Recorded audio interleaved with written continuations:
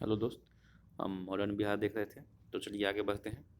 आगे हम क्या बढ़ते हैं कि हमने बताया कि आधुनिक काल की शुरुआत प्रायतः 18वीं शताब्दी के प्रारंभ से मानी जाती है, जबकि बिहार में यूरोपियन का आगमन 17वीं शताब्दी में ही प्रारंभ हो गया था।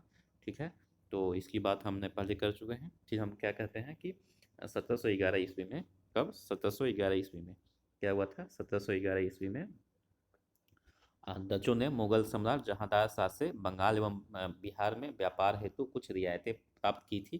कब? 1711 में। किसके रिक्वेस्ट पे? जहांदार शाह से। ठीक है ना। तो किसने मांगा था? तो डच ने। ठीक है। उसके बाद हमने क्या देखा कि अलीवर्दी खान 1732 ईस्वी में बिहार का नायाब नाजिम और 1740 में बंगाल का नवाब बना। ठीक है, अलीवर्दी खान के बारे में हमने डिस्कस कर चुका है।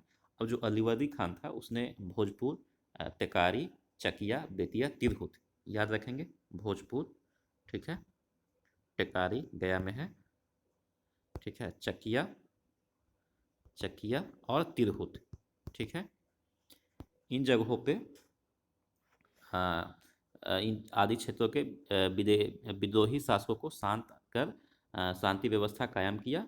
उसके बाद बंगाल के नवाब अलीवर्दी खान ने 1750 में, ठीक है ना, 1750 में सिराज उदौला को अपना उत्तराधिकारी नियुक्त कर दिया है।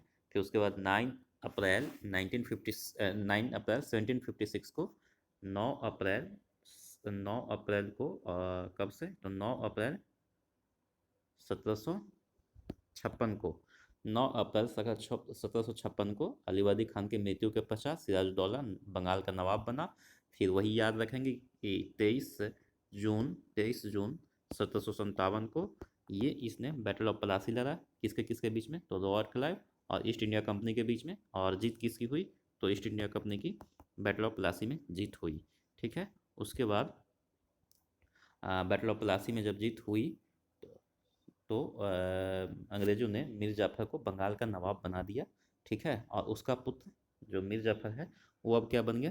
तो बंगाल का नवाब। याद करेंगे कि मैंने ये बताया था कि जो मीर जाफ़र है उसने चीट किया था, यानी मीर जाफ़र ने क्या किया था? कॉन्स्पिरेसी किया था।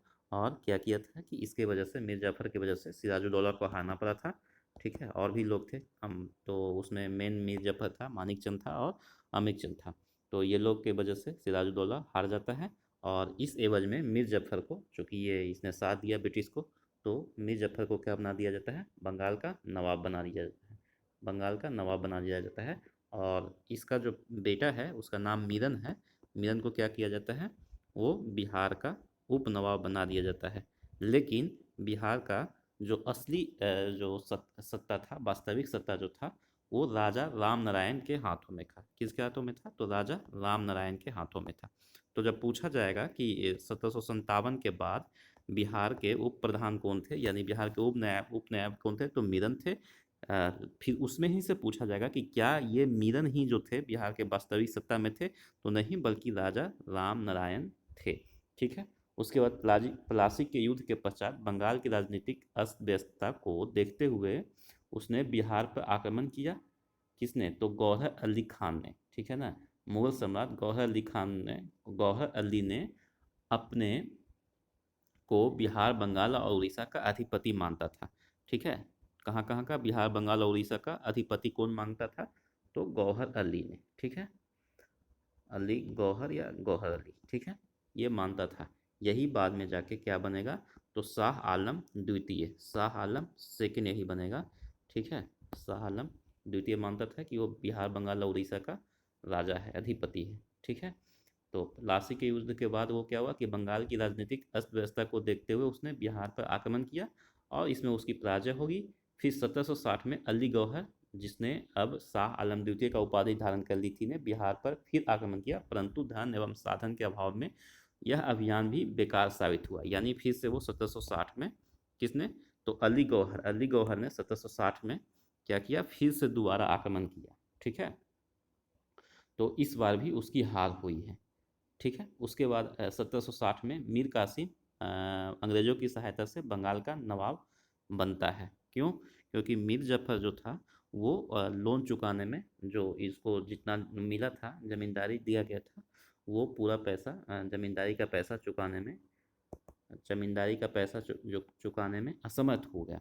तो जब असमर्थ हो गया तो जमींदारी का पैसा नहीं चुका पाया तो उसको हटा दिया, और फिर अंग्रेज़ ने किससे बनाया, तो मीर कासिम को क्या बना दिया, नया नवाब बना दिया। कहाँ पे, बंगाल का। ठीक है। तो मीर कासिम ही जो है कैपिटल चेंज करेगा, कहाँ पे, मुंगेर में। ठीक है। तो मुंगेर के कौन सा, मीर कासिम। ठीक है।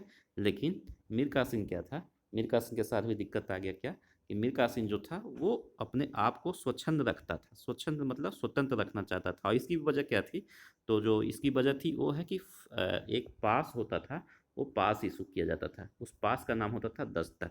दस्तक क्या होता था, तो जैसे हम एक जगह से दूसरी जगह जब व्यापार करते हैं तो उसके लिए हमें पास दिया जाता था। उस पास का नाम दस्तक था। अब अंग्रेज क्या करते थे कि हर दूसरे तीसरे व्यापारी को ये पास दस्तक दे देते थे। तो इस बात से क्या होता था कि जो टैक्सेशन है, टैक्सेशन किसका, तो मीर कासिम का, वो टैक्सेशन कमने लगा। जब टैक्सेशन कमने लगा तो वो अपना व्यवस्था सुचारू ढंग से नहीं कर पा रहा था। इस एवज में इन चीज़ों को वो चाहता था कि मैं किसी तरह से गुलामी का काम ना करूं, बल्कि मैं खुद का नेतृत्व करूं। और इस एवज में उसको क्या करना पड़ा, तो अंग्रेज़ों के साथ सामना करना पड़ा। किस चीज़ का, तो 1764 में। ठीक है। 1764 में कहाँ है, तो बैटल ऑफ प्लासी। कौन सा लड़ाई लड़ी गई, sorry, battle of Buxar. Battle of Buxar. तो क्या हुआ, ये हमने बताया क्या कि उस टाइम जो मीर कासिम थे वो अपना काम जो है इंडिपेंडेंटली करना चाहता था, वो ऐसा अंग्रेज करने नहीं दे रहे थे। तो मीर कासिम को यहाँ से भगा दिया जाता है, और भाग के कहाँ रूप लेता है, अवध के रूप में। अवध के यहाँ शरण लेता है, अवध में। अवध में उस टाइम जो राजा था उसका नाम था, नवाब अवध, उसका नाम था शुजा उदौला। शुजा उदौला। शुजा उदौला। और उसी टाइम जो हम शाह आलम द्वितीय की बात कर रहे हैं, जो 2 बार कोशिश किया था बिहार में आने का, वो शाह आलम द्वितीय। शाह आलम द्वितीय भी अवध में ही ठहरा हुआ था। कौन, तो शाह आलम द्वितीय। ये कौन था, तो नवाब, ये कौन था, तो ये था मुगल एम्पीयर। तो मुगल एम्पीयर शाह आलम द्वितीय। ठीक है। देन मुगल एम्पीयर शाह आलम द्वितीय। ठीक है। उसके बाद अवध नवाब, क्या नाम था, शुजाउदौला। ठीक है। अवध का नवाब शुजाउदौला। और तीसरा बंदा नाम था, वो कौन था, तो नवाब ऑफ बंगाल मीर कासिम। इन तीनों ने मिलकर एक लड़ाई लड़ा। ठीक है। हेक्टर मुनरो जो था वो ब्रिटिश का उस टाइम सेनापति था। तो हेक्टर मुनरो के खिलाफ ये 3 लोगों की सैनिक ने मिलकर एक लड़ाई लड़ा, और उस लड़ाई का नाम दिया गया बैटल ऑफ बक्सर। तो बैटल ऑफ बक्सर जो है 1764 में लड़ा गया, वो क्या है, डिसिसिव पॉइंट है। किस बात का डिसिसिव पॉइंट है, ये बात का डिसिसिव पॉइंट है कि यहीं से मान के चलिए कि इंग्लिश का जो इंग्लिश पताखा जो है, मीन्स इंग्लिश का जो नेतृत्व है, वो जो अस्तित्व है वो मजबूत हुआ। कब से, तो बैटल ऑफ बक्सर से। और जब मजबूत हुआ तो ये मान लीजिए, इसी को अगर क्वेश्चन पूछेगा कि which was the decisive battle for Britishers to reside in India और टू कोलोनाइज इंडिया, तो that was 1764 battle of Buxar. ये क्वेश्चन अब आप कर सकते हैं। ठीक है। अब क्या हुआ कि बैटल के युद्ध के पश्चात, बक्सर युद्ध के पश्चात, बिहार प्रशासन मिर्जा मोहम्मद कासिम खान के द्वारा बिहार के डिप्टी गवर्नर धीरज नारायण राजा राम नारायण जो हमने पहले देखा था, उनके भाई है, उससे सहयोग से चलाया। तो क्या नाम हुआ, अब ये धीरज नारायण कौन हुए, तो राम नारायण का राजा राम नारायण का कौन हुए, तो भाई हुए। और इसको किसने बनाया था, तो मिर्जा मोहम्मद कासिम खान। मिर्जापुर को याद रखेंगे, मिर्जा मोहम्मद, ठीक है, कासिम खान। मिर्जा मोहम्मद कासिम खान ने धीरज नारायण को क्या बनाया, तो धीरज नारायण को डिप्टी गवर्नर बना के, ठीक है, उसके सहयोग से बिहार पे शासन करने लगा। कब, तो बैटल ऑफ बक्सर के बाद। इतनी बात हो गई। अब आगे देखते हैं कि 1764 में एक और बात हुई थी। वो ये हुआ कि 1764 में बैटल ऑफ बक्सर के बाद 1765 में जो है शाह आलम द्वितीय जो है, कौन था ये, तो शाह आलम द्वितीय याद होगा, ये आपका मुगल एम्पीयर था। शाह आलम द्वितीय बिहार, बंगाल और उड़ीसा, बिहार, बंगाल और उड़ीसा का जो दीवानी है, यानी कलेक्ट टैक्सेशन, तो कलेक्ट टैक्सेशन वो जो था किसको दे दिया गया है, तो वो दे दिया ईस्ट इंडिया कंपनी को। ईस्ट इंडिया कंपनी को दे दिया गया। और एक अलग संधि के माध्यम से कंपनी ने बिहार का प्रशासन चलाने के लिए उप प्रांतपति का पद बनाया गया। क्या बना दिया गया? उप प्रांतपति। क्या नया पद का सृजन का नाम हुआ? उप प्रांतपति का नया उप प्रांतपति का पद का सृजन किया गया। ठीक है। अब उप प्रांतपति के नाम में जो दो महत्वपूर्ण नाम हैं वो याद रखना है फिर से। राजा राजा रामनारायण, राजा रामनारायण, और दूसरा बंदा है उसका नाम है सिताब राय। राजा रामनारायण और सिताब राय, ये लोग दो उप प्रांतपति बन गए। कब? तो बैटल ऑफ बक्सर के बाद। बैटल ऑफ बक्सर के बाद 1764 के बाद 1765 में फिर क्या है कि 1761 में बिहार का जो नया नायाब बना उसका नाम था राजबल्लभ। तो राजबल्लभ कब बना? राजबल्लभ 1761 ईस्वी में ये बन गया नया नायाब। ठीक है। उसके बाद देखते हैं कि 1766 में पटना स्थित अंग्रेजों की फैक्ट्री का प्रमुख अधिकारी सैमुअल मिडल्टन को धीरज नारायण और राजा सिताब राय के साथ एक प्रशासन मंडली का सदस्य नियुक्त किया गया। किसको किसको? तो सैमुअल मिडल्टन, ठीक है, उसके बाद सिताब राय और राजा रामनारायण को क्या बनाया गया? तो एक जो फैक्ट्री है उसका सदस्य बनाया गया। ठीक है। उसके बाद 1767 में एक और बात हुई कि 1767 में धीरज नारायण को हटाकर सिताब राय को नियुक्त किया गया। किस पद पे? तो नायाब दीवान के पद पे। ठीक है। नायाब दीवान के पद पे किसको नियुक्त किया गया? तो नायाब दीवान जो हैं अब बने हैं 1767 में, उनका नाम है सिताब राय। ये दोनों पहले से उप प्रांतपति थे, अब इनको दे दिया गया नायाब दीवान का पद। ठीक है। और उसी समय उसी वर्ष मीन 1767 में ही Thomas रैम्बोल्ड,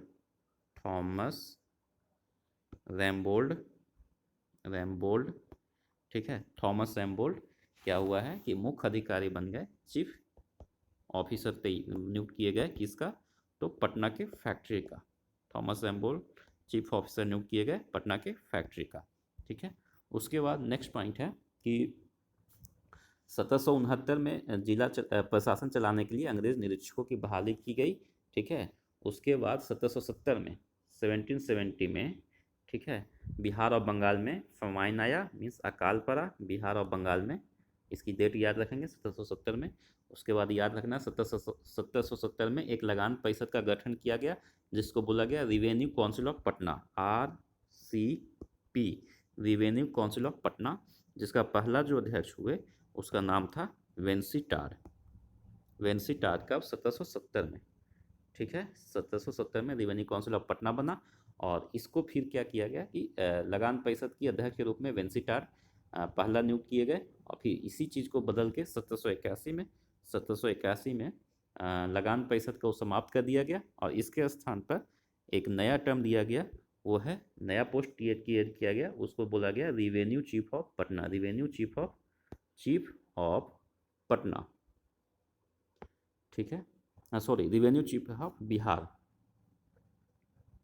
revenue chief of Bihar. और इस बार जो है इस बार जो उनका हेड बनाया गया वो थे विलियम मैक्सवेल। इसका रिवेन्यू चीफ ऑफ बिहार कौन बने? तो विलियम मैक्सवेल याद होगा, RCB, ये RCB है revenue chief of Bihar, and that is हूँ? तो विलियम मैक्सवेल। RCB कहाँ से खेलता है? विलियम कहाँ से खेलता है? तो RCB से कौन खेलता है? तो मैक्सवेल। तो विलियम मैक्सवेल बना दिया गया। ठीक है। फिर है 28 सितंबर 1771 को 28 अगस्त 1771 को कोर्ट ऑफ डायरेक्टर्स ने द्वैध शासन को समाप्त कर दिया गया। उसके बाद 3 अप्रैल 1772 को 3 अप्रैल 1772 को 3 अप्रैल 1772 को बायन हेस्टिंग्स को ने बंगाल का गवर्नर का पद संभाला। ठीक है। अब इसके आगे देखते हैं कि फिर से 1783 में, पहले हमने कितना देखा था? 1770 में क्या देखा था? पटना और बंगाल में क्या हुआ था? तो पटना और बंगाल में अकाल पड़ा था, लेकिन फिर से ये जो है पटना में 1783 में फिर से बिहार में अकाल पड़ा। ठीक है। और इस अकाल पे क्या हुआ कि इस चीज़ को जानने के लिए कि अकाल से हम कैसे निपटें, तो इसके लिए एक बंदा थे जिनका नाम है जॉन सोर। जॉन सोर को नियुक्त किया गया कि इस आपदा से निपटने के लिए हमें क्या करना चाहिए। तो जॉन सोर के रिकमेंडेशन पे 1784 ईस्वी में, ठीक है, पटना में गोल्ड घर का निर्माण कराया गया। ठीक है, काफ़ी इंपॉर्टेंट पॉइंट है। 1784 में अकाल आया, उस अकाल से निपटने के लिए एक कमीशन बनाया गया। उस कमीशन का हेड कौन थे? जॉन सो थे। जॉन सो ने 1784 में क्या बनाया? गोल घर का निर्माण कराया। Means on the recommendation of John so Gol Ghar in Patna was created. ये इंपॉर्टेंट क्वेश्चन होने जा रहा है। नेक्स्ट है कि अब देखते हैं कि फौजदारी प्रशासन में क्या चेंज आया है। तो अंग्रेजों ने फौजदारी प्रशासन को भी अपने नियंत्रण में ले लिया। कब तक? तो 1790 से। ठीक है, और पटना का पहला जो मजिस्ट्रेट हुआ, जब आपसे पूछा जाएगा पटना का फर्स्ट मजिस्ट्रेट, तो डिस्ट्रिक्ट मजिस्ट्रेट ही बोलेंगे। And that at that time first district magistrate of Patna was Charles Francis grand. कौन? तो Charles Charles Francis Francis grand. ठीक है, चार्ल्स फ्रांसिस ग्रैंड को क्या नियुक्त किया गया? तो उन्हें नियुक्त कर दिया गया डीएम ऑफ पटना। ठीक है, फिर उसके बाद 3 परिवर्तन आता है, वो याद रखना है। कौन कौन से टाइम में? तो 1865 में, 1866 में एंड 1875 में। ठीक है, 1865 में क्या होता है कि जो सारण है, सारण से 2 नया डिस्ट्रिक्ट का फॉर्मेशन किया जाता है।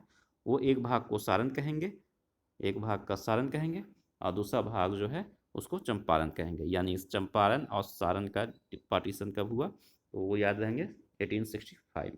1866 में क्या होता है कि पटना से एक नया डिस्ट्रिक्ट का निर्माण किया जाता है, वो है गया। यानी ये हो गया पीजी, पटना गया। कब? 1866 में। 1865 में क्या? सारण। सारण किस में बन गया? छपरा और सारण में। ठीक है, चंपारण और सारण में। उसके बाद 1866 में क्या है? तो गया पटना बन जाता है, गया और पटना में। ठीक है, और फिर हमने एक और बात बताया था 1875 में। तो 1875 में तिरहुत जो है उसमें 2 डिस्ट्रिक्ट फिर से बनते हैं। एक कौन हो जाता है? तो एक दरभंगा हो जाता है, और दूसरा डिस्ट्रिक्ट का नाम मुजफ्फरपुर हो जाता है। ठीक है, first was Darbhanga and second one was Muzaffarpur. तो इतनी बातें याद रखना है। ठीक है, नेक्स्ट अब बात करते हैं कि 1857 के बाद जो है, 1857 की क्रांति के पश्चात अंग्रेजों ने जमींदारों को प्रभावित करने के लिए उन्हें पद और सम्मान देने लगे। सम्मान और पुरस्कार पाने वाले में सबसे पहला नाम ये था सासाराम शेरशाह सूरी का है। ठीक है, मकबरा भी वहीं पे है। तो शेरशाह सूरी के जो बंदा थे, शाह, शाह है ना शेरशाह सूरी में, तो वही याद रखेंगे, शाह अकबर अकबरुद्दीन, अकबरुद्दीन। ठीक है, पहला। ठीक है ना, दूसरा जो था वो बाढ़ में, बाढ़ बाढ़ में कौन थे? तो मुंशी मुंशी अमीर।